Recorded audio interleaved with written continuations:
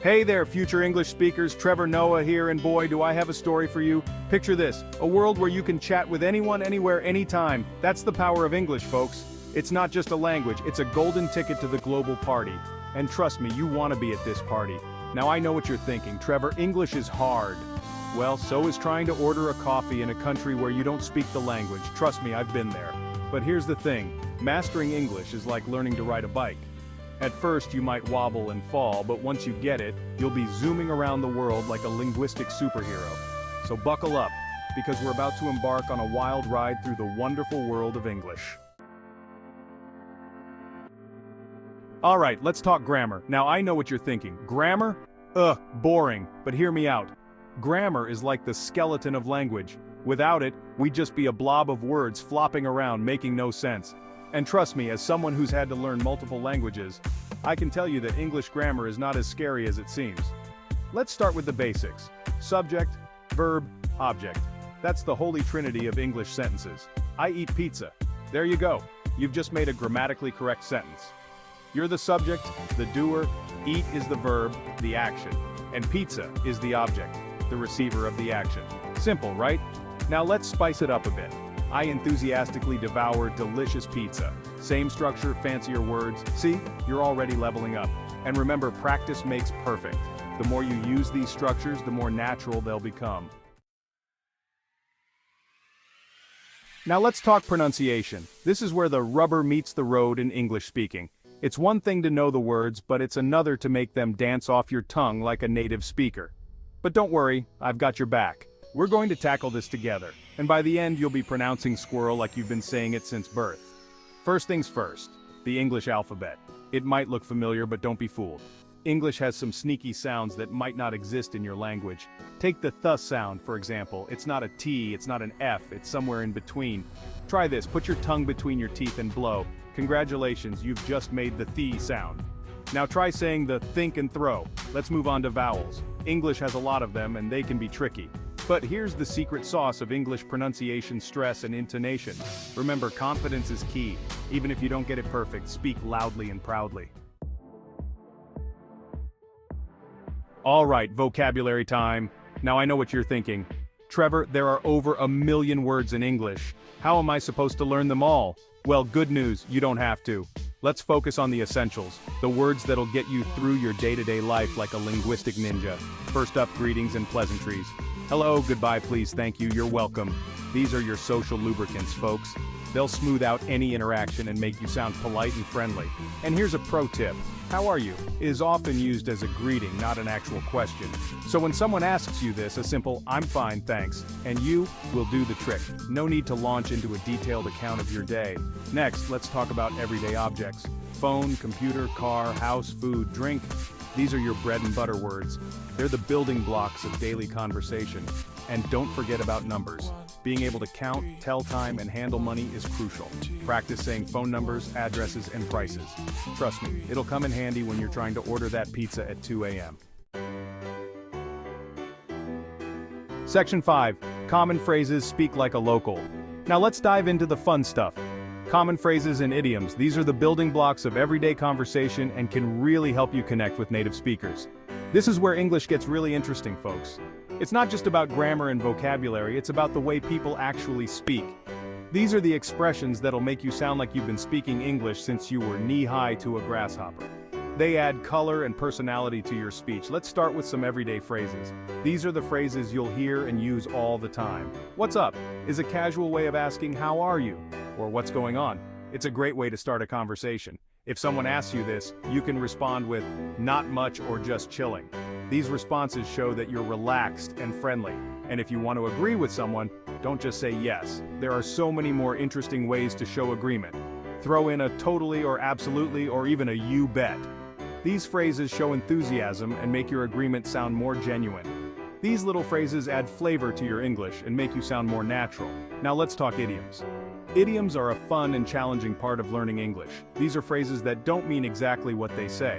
They often have a cultural or historical background that makes them unique. For example, if someone tells you to break a leg, they're not actually wishing harm on you. It's a way of saying good luck. This idiom is often used in the context of performances. And if you're under the weather, you're feeling sick. not literally standing beneath a cloud. It's a poetic way to describe feeling unwell. But here's the thing about phrases and idioms. Context is key. Understanding the situation in which these phrases are used is crucial. So go ahead, jump in with both feet, another idiom meaning to start something with enthusiasm. Embrace these phrases and idioms, and you'll find your English becoming more vibrant and engaging. Section 6. Practice makes perfect. Consistency is key. Alright folks, now we're getting to the nitty-gritty. You've got the basics down, you know some cool phrases, but how do you actually get good at speaking English? The answer is simple. Practice, practice, and more practice. It's like working out. You can't expect to bench press 200 pounds on your first day at the gym, but if you keep at it consistently, you'll be flexing those linguistic muscles in no time. First things first, make English a part of your daily life. Set aside some time each day, even if it's just 15 minutes, to engage with English. Read an English news article with your morning coffee.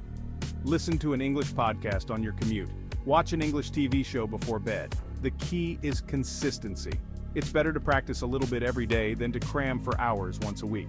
Now let's talk about active practice. Don't just passively consume English content, engage with it. Repeat phrases you hear. Try to summarize what you've read or listened to. Talk to yourself in English. Don't worry, we all do it. Narrate your day as you go about your routine.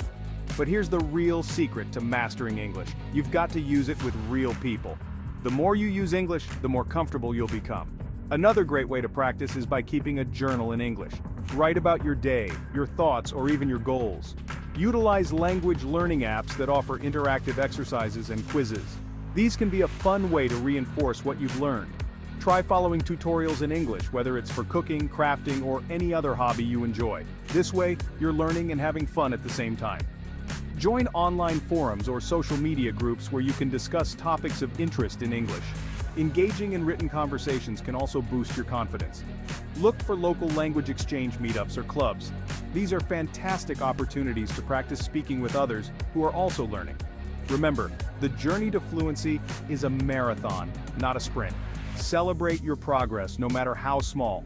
Consistency, engagement, and real-world practice are your best friends on this journey. Keep at it, and you'll see remarkable improvements over time.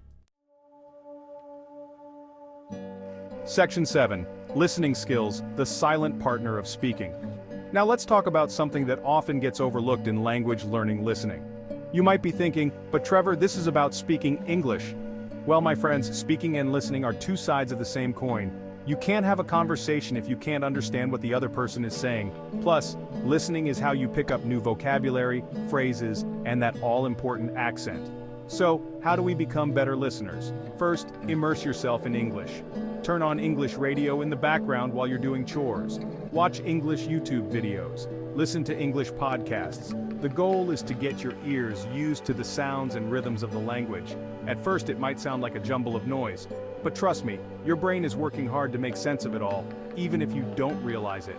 Next, practice active listening. This means really focusing on what you're hearing. The more you listen, the more you'll understand. Section 8, Confidence Building, Overcoming the Fear of Speaking. Alright, let's address the elephant in the room, the fear of speaking English. I get it, I've been there. It's a common experience for many people learning a new language. When I first came to America, I was terrified of opening my mouth. The fear of making mistakes was overwhelming. What if I said something wrong? What if I couldn't find the right words? What if people laughed at me? The fear of embarrassment can be paralyzing. What if I accidentally ordered a plate of socks instead of soup? Spoiler alert, I did, and it was hilarious. But here's the thing, that fear is normal, and more importantly, it's conquerable. Everyone makes mistakes. First, let's reframe how we think about mistakes. They are not the end of the world. In language learning, mistakes aren't failures, they're opportunities. Opportunities to grow and improve. Every time you make a mistake, you're learning something new. It's a step forward, not a step back. It's like a free lesson. Each error is a chance to understand the language better. So instead of beating yourself up over errors, celebrate them. They are proof that you're trying and learning. Wow, I just learned that embarrassed has 2 R's and 2 S's. Cool, embrace these moments. This positive attitude will make you more willing to speak up and try new things. Next, practice positive self-talk. Before you speak, give yourself a little pep talk. I can do this, I am capable, I have something valuable to say. My voice matters, my English is improving every day. With each conversation I get better. And remember, most people are kind and understanding. They appreciate your effort. They're not judging your English. They're just happy you're making an effort to communicate. So go ahead, speak up, and embrace the journey.